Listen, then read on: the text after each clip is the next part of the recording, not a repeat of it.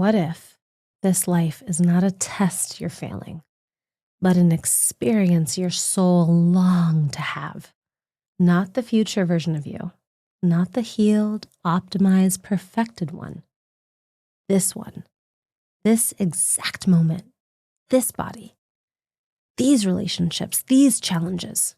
What if the pressure you feel to justify your existence is not proof you're behind, but proof you've been trying to earn something that was never meant to be earned? Hello, beautiful souls. Welcome back to SoulSHINE. Today, we are going to dismantle one of the most exhausting myths shaping modern life. It's invisible. That your worth is something you have to prove. That you'll finally be enough when you do enough, have enough, are loved enough, are celebrated enough, are accomplished enough, are an expert enough, look enough, anything enough. No more, enough. This episode is not motivational. It's not performative. It's an existential reframe. One that softens the nervous system, restores meaning, and returns you to you, beautiful, miraculous you. By the end, you'll feel less pressure to prove yourself and more permission simply to be here. This is how we're going to move. First, we'll name the pressure that most of us live inside. Then, we'll deconstruct why achievement so often fails to deliver. And finally, we'll land in a reframe that replaces existential pressure with presence. Not by fixing you, but remembering the truth of who you are. Before we go there, I want you to imagine something with me, okay? Get way out of your head. I want you to zoom way, way out, far out. I mean, beyond your calendar, beyond your to-do list, beyond your roles, your responsibility, beyond your name, beyond your body, beyond the story of you. Go into the cosmos with me.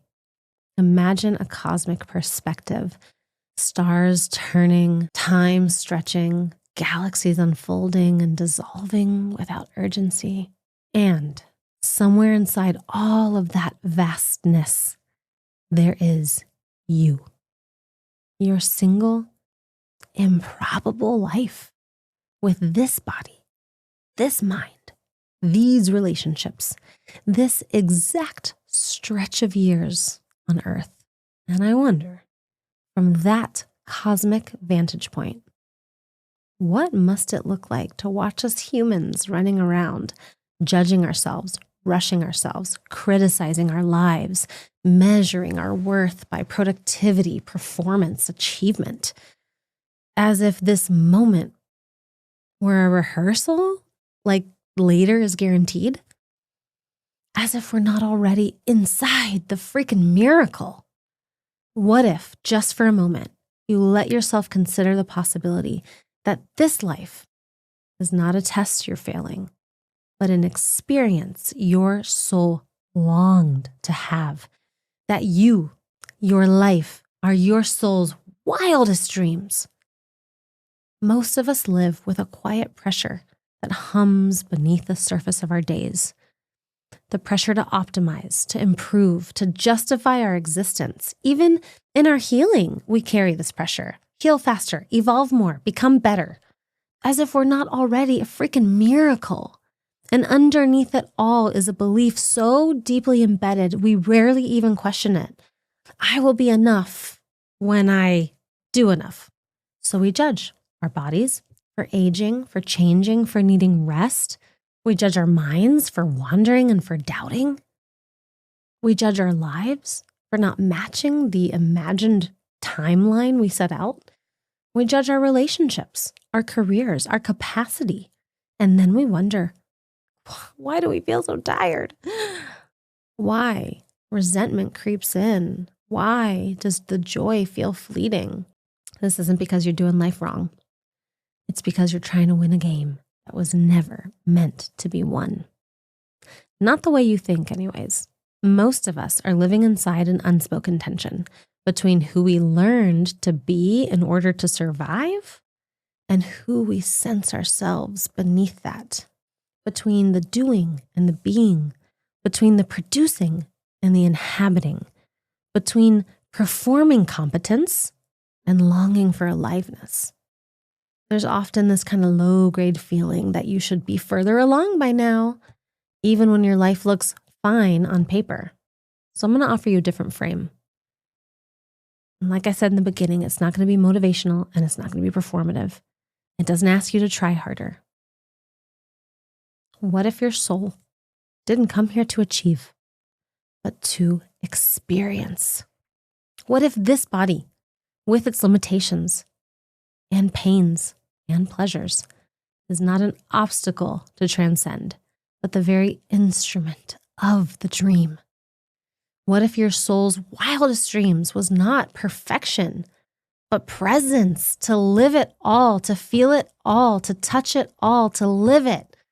Not flawlessness, aliveness. Pause with me here. The odds. Think about this, okay? The odds of you existing at all are so infinitesimally small.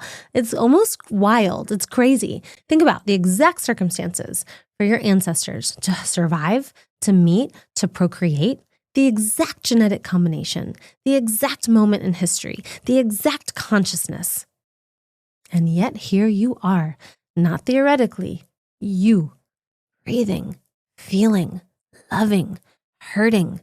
From an existential perspective, this alone is extraordinary. It is a miracle. And yet, we live as if it's ordinary, as if it must be earned. Here's something we don't say out loud, but striving isn't neutral. When your worth is tied to your outcomes, your nervous system never rests. There's always another metric, always another bar to clear, always another version of you that hasn't yet arrived. So even your wins feel fragile. And this is now where we're moving into the second part, where it gets really honest and we uncover why achievement so often fails to deliver. Even when you win, it's because our worth is tied to the outcome. And it always is a moving bar. That's why the win feels so fragile. Like you can feel proud for just a moment, but that satisfaction leaks away so quickly. You know that moment when you finally hit that thing you wanted, you delivered, and you expect relief. But instead, what happens? Because it happens to me too. Your mind immediately reaches, what's the next thing? What's the next metric? When's the next deadline? What's the next thing to deliver? That's not being broken. That's the system. The system you're operating inside wasn't designed to deliver peace. It was designed to keep us moving. And eventually, flowing gets replaced with forcing. Generosity gets replaced with overgiving. Devotion gets replaced with resentment. Not because you're ungrateful, but because something in you knows that this isn't what life is supposed to feel like. Striving for our worth outside of us. I want to just pause for a second, because if this is landing with you, please know that you are not alone. And I want you to know that you're part of the soulSHINE community. Please subscribe so you can go through this together with it on deconstructing all of these limits that we have as humans, with consciousness, with intention, with passion, with compassion. And let's break through it together. Let's shine together. Subscribe and please follow the conversation. Please follow us, engage with us, create community with us. We need your voice. We need your wisdom. We need your passion. All right, let's continue. So there's a question that most of us avoid because it's unsettling. But what if this is the only time you get to be you? This body, this personality, this exact configuration of both longing and talent. There is no redo. And I don't say that in a frightening way, but in a precious way. What if meaning doesn't come after you prove yourself, but it emerges from the courage to inhabit your life as it is? There's a reason moments of awe stop us. A reason the sunset takes your breath away. A reason holding a newborn rearranges your priorities. A reason loss makes everything suddenly sharper. They all brush us up against mortality, but not in a morbid way, in a clarifying way. This is one of those moments where you get to decide, will this theme of mortality serve to make you be bolder, or does it make you want to hide? You get to decide that. But when we live with an awareness that this life is finite, we allow ourselves the choice of how we're going to relate to that. And rather than that awareness diminishing us, it can wake us up. When we remember that time is not endless, we stop postponing meaning. We stop treating life like a dress rehearsal. And yet, so many of us, we don't let that mortality deepen us like that. We let it pressure us. We think that when we achieve, we'll have meaning. We quiet that existential anxiety by saying, I matter because I produce. I'm safe because I'm valuable. I'll be okay if I keep progressing. And that's just something we inherited from culture, from belief. You know, like Western culture implicitly can teach us that worth must be demonstrated, that being is not enough, that we have to prove ourselves to be worthy to be here. And I'm not saying it's good or bad. I'm not saying it doesn't have its purpose. I'm just saying let's be awake about it. Let's get curious about how that's showing up for us. And let's give it a name. So psychology calls it contingent self-worth. And it's the belief, often unconscious, so that's our work here to make it conscious, that your value depends on meeting certain conditions. If I succeed, then I'm worthy. If I fail, then I'm not. If I'm productive, I'll belong. If I rest, I'll be lazy. If I'm needed, I matter. If I stop giving, I risk rejection. All of this creates an exhausting internal economy, and your nervous system is like always tracking. Oh, am I winning?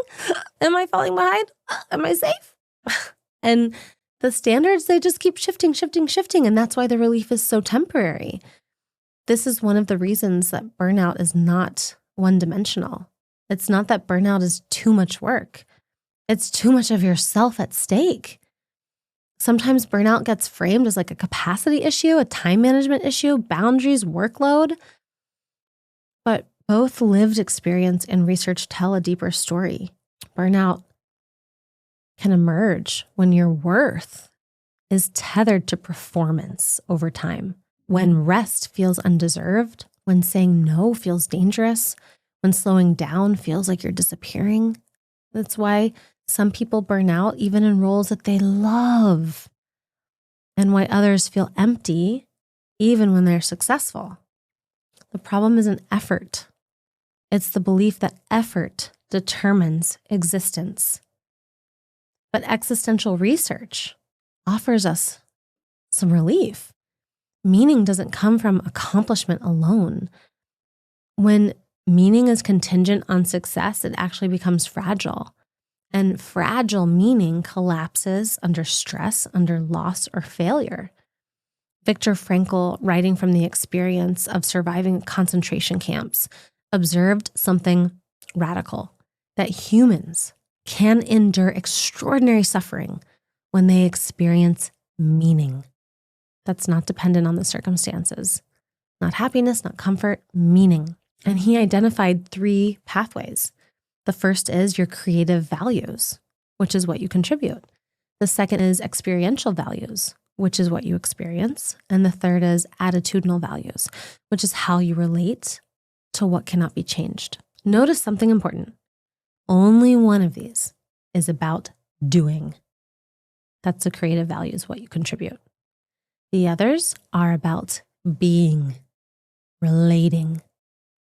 This means that meaning is always available, even when achievement is not available, especially when achievement is not available.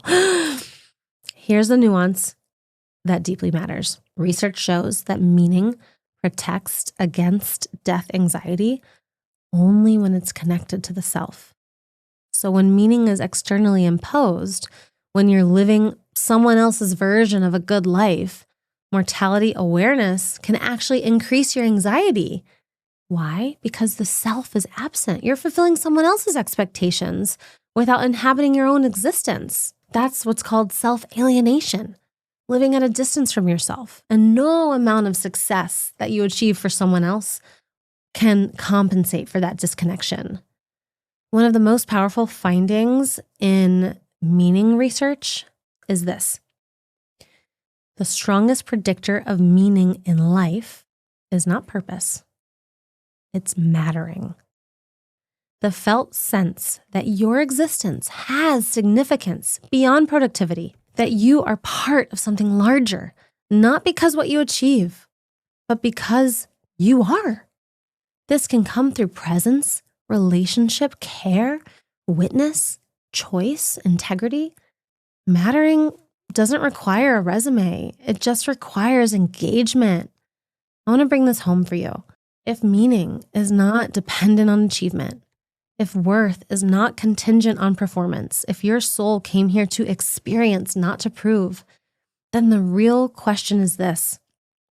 It's not how do I become enough, but it's how do I stop treating myself like I'm not? I want you to do this mini practice with me right now, if you can. Maybe you're driving, doing dishes, whatever.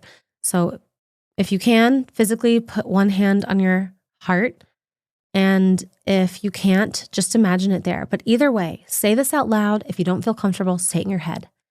I don't need to become worthy.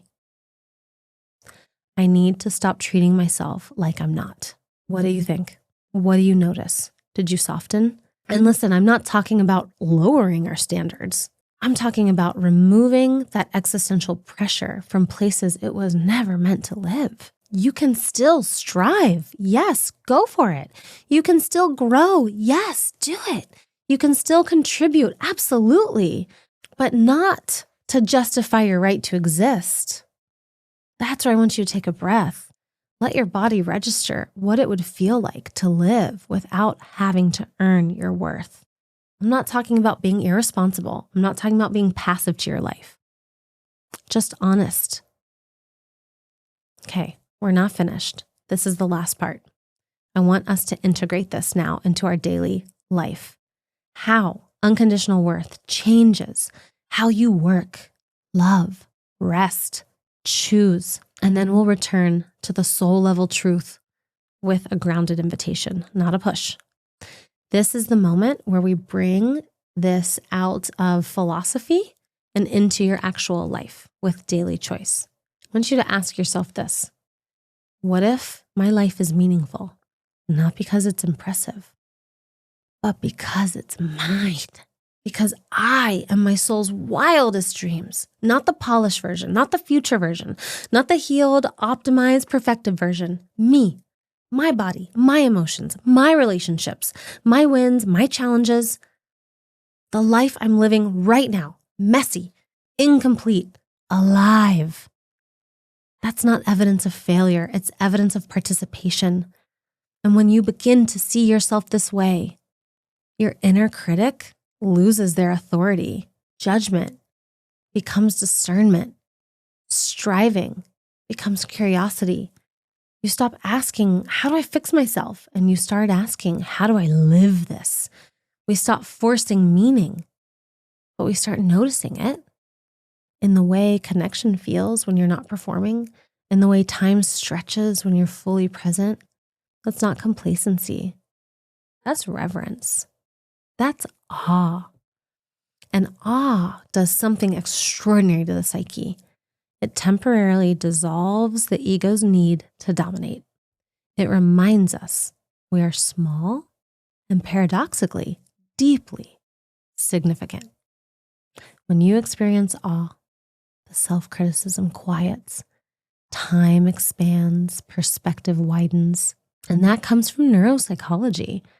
Awe reduces self-focus and increases connection to something larger, which is why it feels like relief.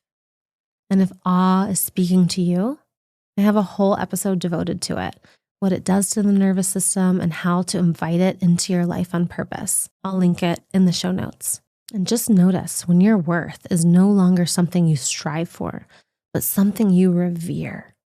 You do feel your body soften, not because life is easier, but because existing stops feeling so conditional. when you no longer have to prove you belong, you stop living like you might be evicted from your own life, You stop hustling for permission. This is what unconditional worth does. It doesn't make you passive. It just makes you present. The effort doesn't go away, but it does change quality, because instead of you having to do something and it's obligation, it's more like, I choose to do this because it matters to me. I'm devoted to it. Instead of, if I fail, something's wrong with me. Now it becomes, if I fail, I learn something about alignment. And that shifts everything, because effort rooted in fear burns up our fuel fast. But effort rooted in meaning regenerates us. It's sustainable. And that's one of the most misunderstood truths about motivation. People assume that pressure produces excellence, but sustained excellence comes from devotion, not from threat. When worth is contingent, receiving feels dangerous, rest feels undeserved, support feels like I owe you debt, love feels conditional, and you stay in this over-giving mode all the time, because giving feels so much safer than trusting and receiving. But worth, that's inherent, that's not conditional, and receiving no longer threatens your identity. You don't have to pay it back. You don't have to erase yourself. You can just let yourself be held without shrinking. And that's not indulgent, that's regulation. I want to widen the lens one more time. Go back up in the cosmos with me and imagine the soul's perspective, not as like a metaphor, but as a framework, from a vantage point where you see that life is not performative. It's just an experience. It's brief, it's finite, and it's freaking irreplaceable. This body, this mind, these relationships, this exact configuration of challenge and beauty. No rehearsal, no alternate version. This is it. Ooh. And from that view, how must it look to see us humans judging the very experience we came to have? Take this truth home with you. Striving for enoughness is a game that cannot be won, because the moment you reach the milestone, the finish line moves. And when you succeed, the relief is brief, because achievement cannot satisfy an existential hunger. It wasn't meant to. The hunger is not for doing more. It's for being witnessed by yourself, by others, by life itself. When you stop judging yourself, a beautiful, important thing happens. You become discerning. Judgment would say, this part of me is unacceptable, but discernment would say, this part of me, I guess, is asking for my attention. Judgment fragments. Discernment integrates. Judgment separates. Discernment reunites. And that integration and unity is where our wholeness lives. Pain is not the opposite of wellness. It's part of it. And if you listen to episode 38, what if the goal is not happiness, but wholeness? It's a beautiful holistic view of ourselves that relieves unnecessary suffering. I'm going to link it in the show notes for you, because I think it'd be a beautiful companion to this. So as we're starting to close, I'll just re-invite this paradox that when you stop striving to be worthy all the time, life actually expands. When you see even the most undesirable parts of you as worthy, simply because they exist, your capacity for life expands exponentially, miraculously, fully. Let yourself feel the strangeness, the wonder of being alive, the improbability, the fact that consciousness is happening through you, that this moment will never repeat, that this breath is already gone as soon as it arrives. Not to frighten you, to awaken you, to soften the grip of perfectionism, to quiet the internal war, to remind you nothing has gone wrong. You being here is a miracle. You are a miracle. The next time you feel inadequate, behind, or judged, either internally or externally, I want you to try these 3 steps. Step 1, notice the moment that you feel inadequate, behind, or judged. Step 2, instead of saying, "Oh, what's wrong with me?" ask, what part of my humanity is asking to be included? And step 3, give that part of you compassion.